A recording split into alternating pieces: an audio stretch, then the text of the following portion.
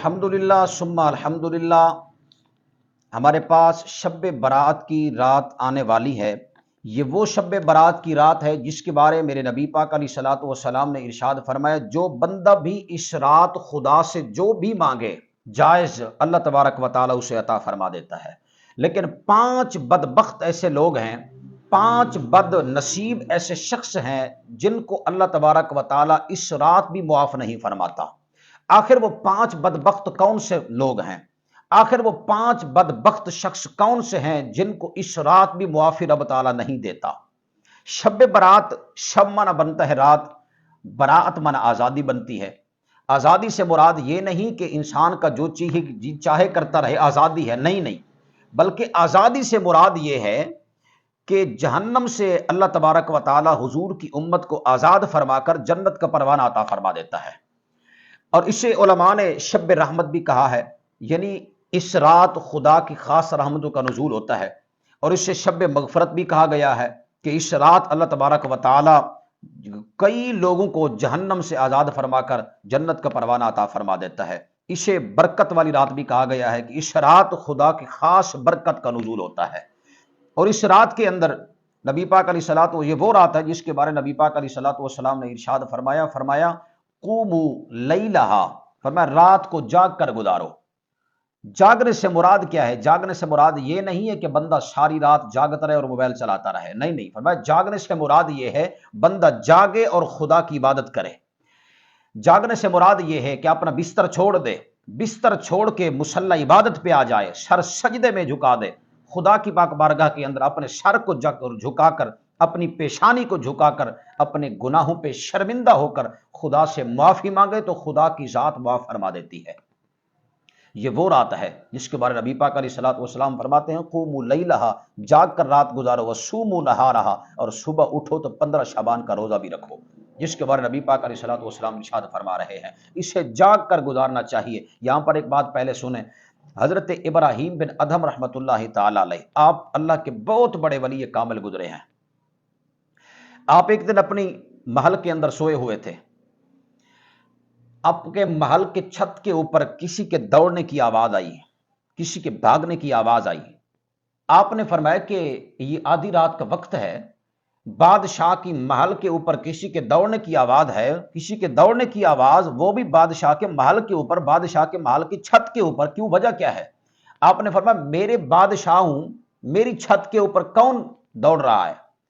آواز آئی کہ تو پریشان نہ ہو، بادشاہ سے آواز آئی، غائبی آواز آئی، تو پریشان نہ ہو، ہم جو ہے نا اپنا اونٹ ڈھونڈ رہے ہیں، ہمارے اونٹ گم ہو گئے ہیں، اونٹ ڈھونڈ رہے ہیں۔ بادشاہ نے کہا ارے تم نے اونٹ ڈھونڈنا ہے تو زمین پہ ڈھونڈو، اونٹ جانور جو ہے وہ چھت پہ کیسے چڑھ جائے گا؟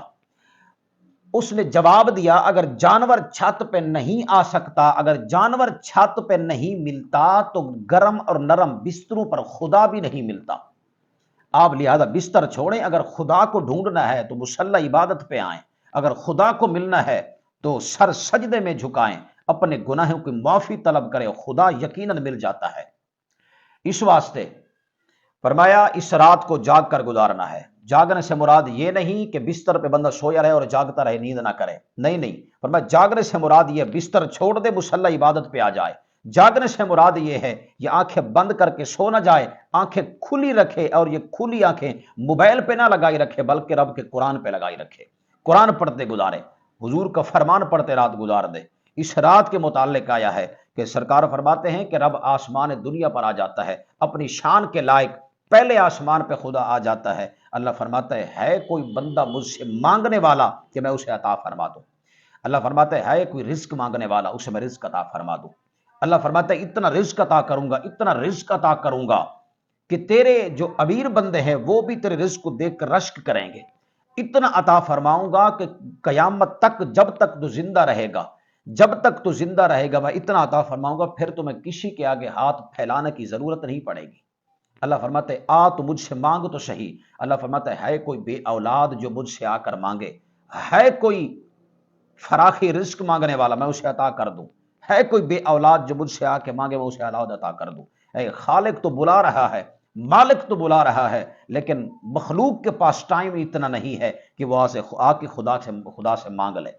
وہ آ کے خدا سے کچھ مانگ لے، مخلوق کے پاس اتنا ٹائم نہیں ہے، خدا تو پکار رہا ہے پر مخلوق کے پاس اتنا ٹائم نہیں ہے۔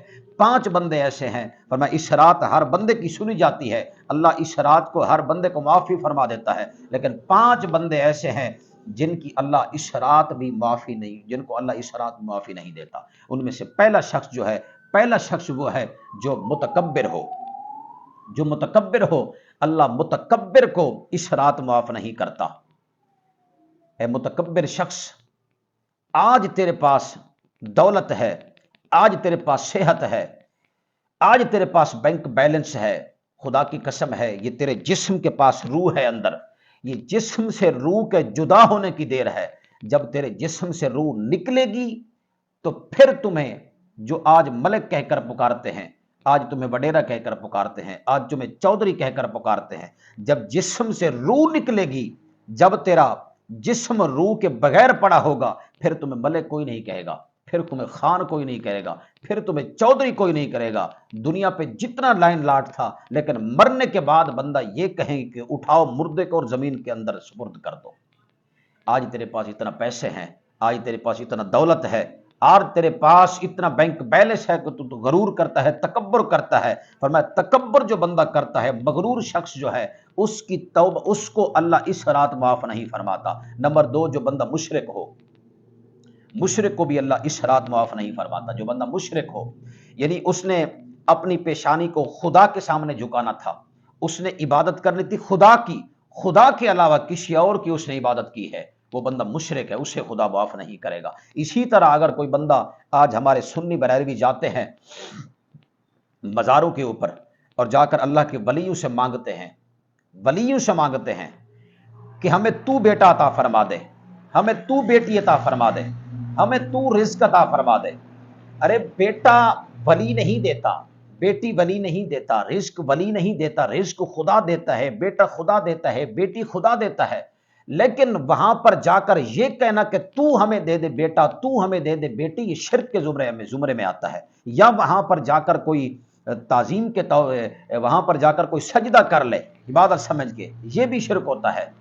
سجدہ خدا کو کرنا ہے، کسی غیر کو سجدہ نہیں کرنا۔ کسی غیر کو جب سجدہ کرو گے تو یہ شرک کہلائے گا، اور شرک جو کر رہا ہے بندہ، فرمایا اس کو اس رات بھی، شب برات جیسی رات کے اندر بھی اسے معافی نہیں ملتی۔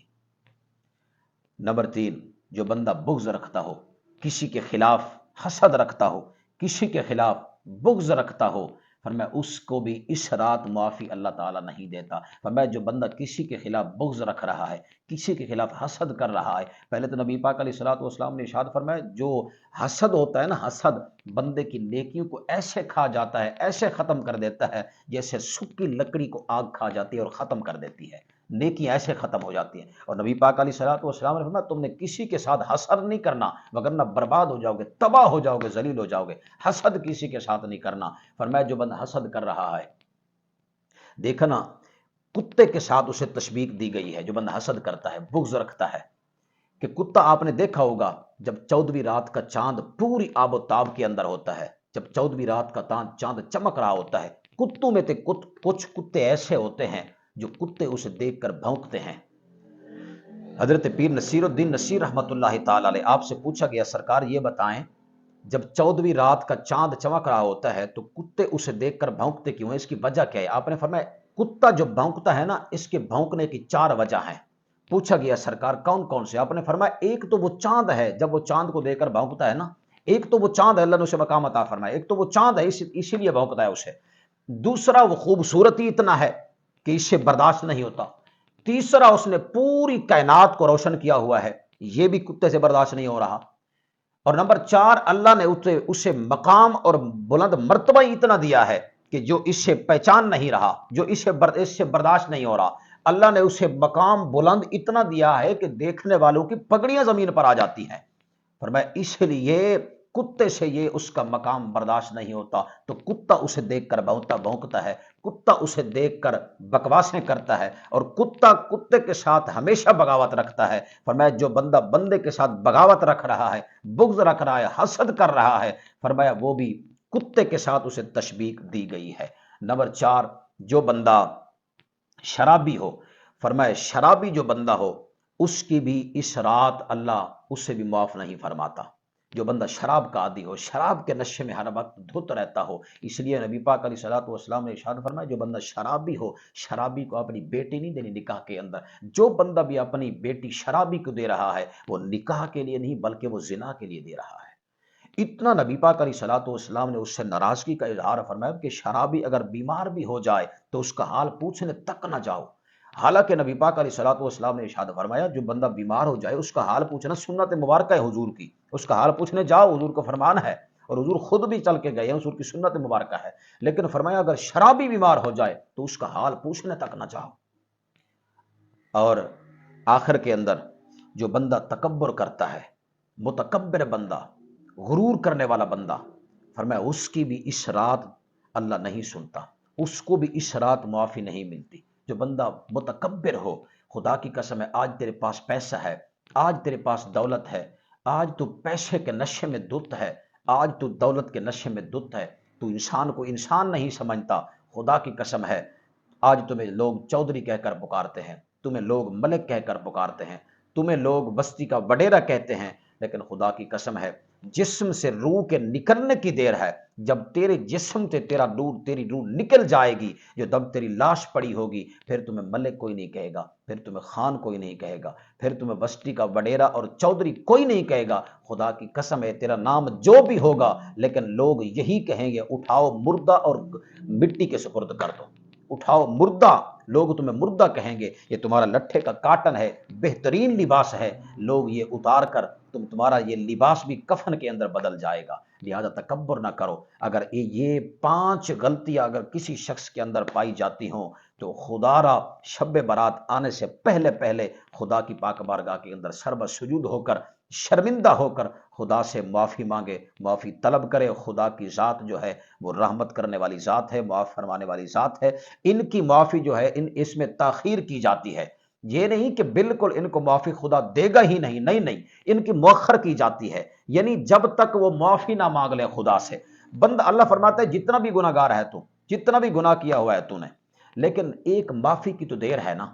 اللہ فرماتے پھر یہ نہیں کہا کہ معافی کے لیے تو مکۃ المکرمہ کے اندر آ، معافی مانگنے کے لیے تو مدینۃ المنورہ کے اندر آ، معافی مانگنے کے لیے بیت اللہ شریف کے اندر آ، مسجد نبوی کے شریف کے اندر آ، مسجد، بلکہ نہیں، اللہ نے یہ نہیں فرمایا، فرمایا تو مسجد کے اندر جا کر معافی مانگ لے، کسی بھی مسجد کے اندر جا کر، تو گھر کے اندر جا کر معافی مانگ لے بیٹھ کر۔ اللہ فرماتا ہے دنیا کے کائنات کے کسی کونے کے اندر بھی بیٹھ کر تو میری یاد میں، میرے خوف میں آنسو بہا اور یہ تو مجھ سے معافی مانگ۔ اللہ فرماتے ایک معافی کی تو دیر ہے نا، تو مجھ سے معافی مانگ، میں تیرے سارے گناہوں پر معافی کا قلم پھیر دوں گا، بس ایک معافی کی دیر ہے۔ لہذا اگر کسی میں یہ گناہ پائے جاتے ہیں 5، وہ رب کی بارگاہ کے اندر شب برات آنے سے پہلے پہلے توبہ کر لے، تاکہ شب برات کی رات خدا سے جو بھی مانگے جائز اللہ تبارک و تعالی اسے عطا فرما۔